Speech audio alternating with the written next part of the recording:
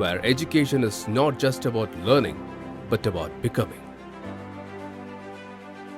JNN Institute of Engineering, Autonomous, Chennai. Gnanasekaran வழக்கில் இன்று தீர்ப்பு, அதன் தண்டனை விவரங்கள் வெளியாக இருக்கிறது. அது குறித்து நாம் பெருஞ்செய்தி பகுதியில் பார்த்து வருகிறோம். அதிமுக முன்னாள் அமைச்சர் திருமிகு வைகை செல்வன் இது குறித்து பேசுவதற்காக இணைந்திருக்கிறார். சார் வணக்கம். வணக்கம். 5 மாதங்கள் விசாரணை நிறைவுற்று தீர்ப்பு வெளியாகி தண்டனை விவரங்கள் இன்றைக்கே தண்டனையும் அறிவிக்கப்பட்டிருப்பது ஒரு வரலாற்று சிறப்பு என்பதாக அரசு தரப்பு வழக்கறிஞரும் திமுக தரப்பினரும் கூறுகிறார்கள். அதிமுகவுக்கும் பாரதிய ஜனதாவுக்கும் தொடர்ந்து இதுல விமர்சனங்கள் இருப்பது ஏன்? இந்த வழக்கு கடந்து வந்த பாதையையும் தீர்ப்பு தண்டனை விவரங்களை நீங்க எப்படி பார்க்கிறீங்க? வணக்கம். ஞானசேகரனுக்கு ஆயுள் தண்டனை வழங்கப்பட்டிருக்கிறது. குற்றவாளி பின்னால் இருந்தவர்கள் யார் என்கிற கேள்வியைத்தான் அண்ணா திராவிட முன்னேற்ற கழகம் தொடர்ந்து எழுப்பி வருகிறது. யார் அந்த சார் என்கிற கேள்விக்கு விடையே கிடைக்காமல் போய்விட்டது.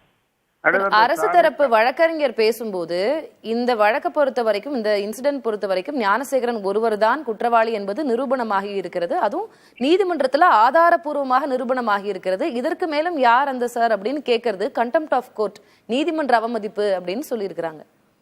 இல்ல, அதாவது வந்துங்க, அவர் தொலைபேசியிலே ஞானசேகரன் தொலைபேசியிலே உரையாடுகிற போது அந்த சார் என்று பேசியதாக அந்த ஊடகங்களும் பத்திரிகைகளும் நாட்டு மக்களுக்கு வெளிச்சம் போட்டு காட்டியது. அதைத்தான் அண்ணா திராவிட முன்னேற்ற கழகம் ஒரு பெரும் போராட்டமாக களத்திலிருந்து அப்படி ஒரு சம்பவம் நடந்ததாக சொல்லப்பட்டது உண்மைதான். ஆனா அதுக்கான விளக்கம் என்ன கொடுத்திருக்கிறாங்கன்னா, அந்த பாதிக்கப்பட்ட பெண்ணை, அந்த தருணத்துல படபடப்பாக இருந்த அந்த பெண்ணை ஏமாற்றுவதற்காக அவர் செல்போனில் பேசியது போல நடித்திருக்கிறார்.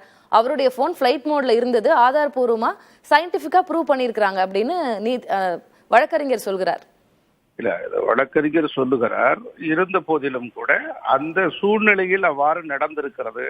அதற்கு பின்னாலும் இருக்கிற பின்புலங்கள் எல்லாம் யார், எதன் அடிப்படையிலே ஒரு குற்றவாளி நீண்ட நெடிய காலமாக குற்றச் செயல்களில் ஈடுபட்டிருக்கிறார். மேலும் அண்ணா பல்கலைக்கழகத்திலே மிக புகழ்வாய்ந்த அந்த பல்கலைக்கழகத்தில் அத்துமீறியும் இந்த பாலியல் துன்புறுத்தல்களில் தொடர்ந்து ஈடுபட்டு வருகிறார். ஆகவே அதற்கு பின்னால் ஒரு பின்புலமாக யாரோ இருக்கிறார்கள் என்கிற சந்தேகம் பொதுமக்களிடத்தில் இருந்தது. அதைத்தான் தொடர்ந்து அண்ணா திராவிட முன்னேற்ற கழகம் கேள்வியாக எழுந்தது. ஆகவே அதற்கால் விடை கிடைக்கவில்லை. ஞானசேகர் தண்டிக்கப்பட்டிருப்பது ஒரு நீதி வென்றிருக்கிறது என்பதை நாம் எடுத்துக்கொள்ளலாம். ஆனால் அதில் பின்னால் இருப்பவர்களையும் தண்டிக்க வேண்டும் என்பதுதான் அண்ணா திராவிட முன்னேற்ற கழகம் தொடர்ந்து வலியுறுத்தி அதைத்தான் சொல்கிறார்கள். நீதிமன்றத்தில் அதெல்லாம் ஆதாரபூர்வமாக நிரூபிக்கப்பட்டிருக்கிறது. பின்னால் யாரும் இருப்பார்களாயின் அதையும் கண்டுபிடித்திருப்பார்கள் அப்படின்னு தானே அரசு தரப்பு வழக்கறிஞர் சொல்றாங்க. உங்களுக்கு அதுல இன்னும் சந்தேகம் இருக்கிறதா? இல்ல எந்த இடத்துல, எந்த புள்ளியில உங்களுக்கு அதிருப்தி இருக்கிறது? இல்ல, அதாவது இந்த தண்டனை வழங்கப்பட்டது சரியான ஒன்றுதான். ஆனால் சம்பந்தப்பட்டவர்களுக்கு பின்னாலே இருக்கிறவர்கள் இல்லை என்று அரசு தரப்பிலே சொன்னாலும் கூட அதுல யாரெல்லாம் இருக்கிறார்கள் என்கிற அச்ச உணர்வு தொடர்ந்து இருக்கிறோம்.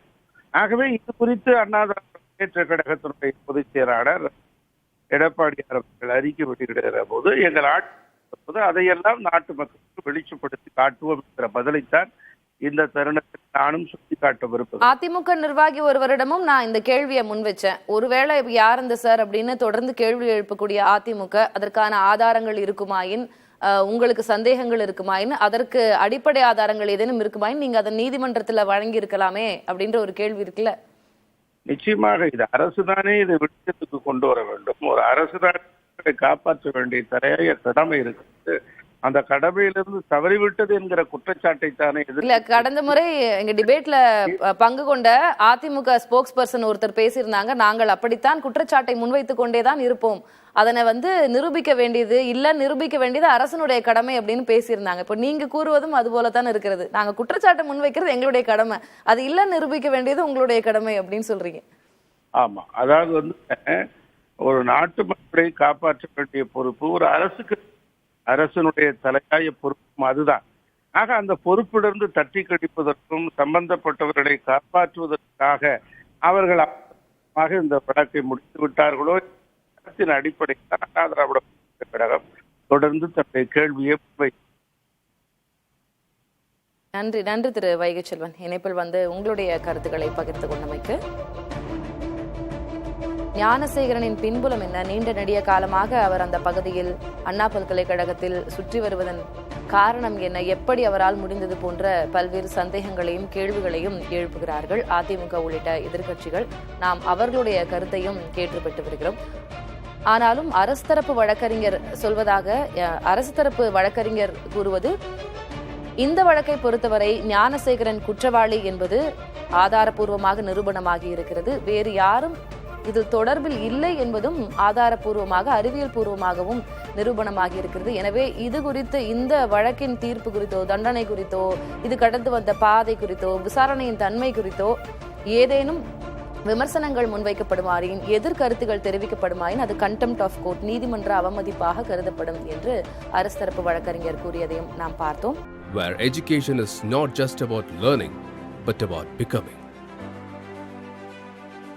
JNN Institute of Engineering, Autonomous, Chennai.